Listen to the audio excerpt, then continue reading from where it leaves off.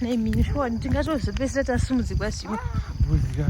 Saka ndo nyaya yacho yemutoro yako nemakuna nacho. Nyaya ipisi yechingwa chayo yangototibvunza ichikati pamwe tadodhwa nemwana futi chingwa chacho. Hakuna zvimwe zvinhu zvomamboti taure nezvimwe hara. Atina sitotongozona pasisina munhu izvezvi muchitovhunza tikosenze naye ndepi.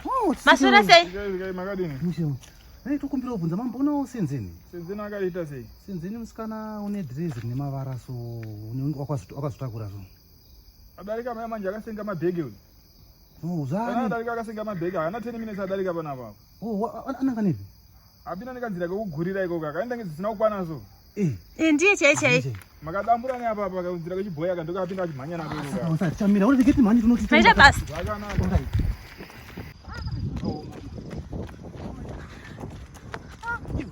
Uyu. Ndiye. Senzeni. Naye Senzeni uri kuenda ipi ne? Senzeni uri kuenda ipi?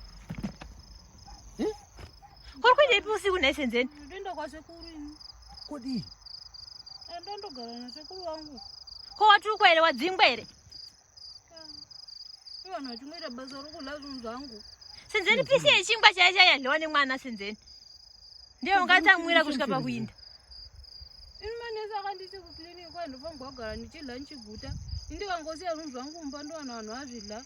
Ndikasiya chingwa changu vana vadla musiyazve ndakasiya chigubwa changu chebagwe ndikawana zvevanhu vachidla. Ndaenda kuna sekuru vangu vanondishungurudza. Apezvere sekuru vacho unozvati varipi Senzeni? Hatidombozivikana kwavati akudza tichigara tichange tsvaga nhamba dzasekuru vako tigotaura navo tigovaudza ugoinda zvakanaka. Andofana ndogara kwamani megama. Apa tasaonekwa uri kuinda nako. Kwakabatwa umwe mukadzi vhiki yapera kuchisango unosvika unoendepiwa kuchisango ikoko Senzeni usiku huno. Naye Senzeni saka inini yangu yaproblem yekukuchengeta ndizvo? Kana. Aiwa radambudziko kayo kukuchengeta Senzeni. Aiyo. Koizvozvo wakarumwa nenyoka zvinozodini? Inini ndinonzi kudini? Apa una kana bhutsu?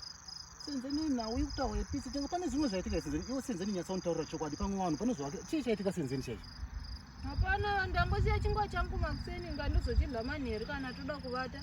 Izvozvo ndachibvunza zvekwai pisi yako yechingwa ine jemu yawasiya taipa mwana. Ndizvo zvoga Senzeni.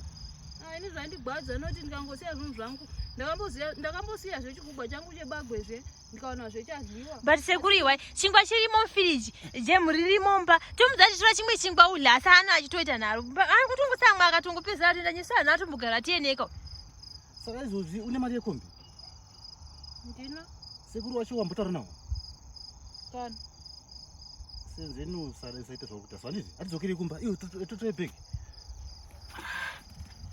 Ezvino ndiri kukuchengeta nenhumbu yako amuri handitombozivi muridzi wacho but ndiri kukuchengeta zvinhu zvese. Chii chandakadwa naye Senzeni? Hapana. Aiwa handiri kumba tonyatsotaura Senzeni. Iwo ndizvo zvoga Senzeni. Pisi yechingwa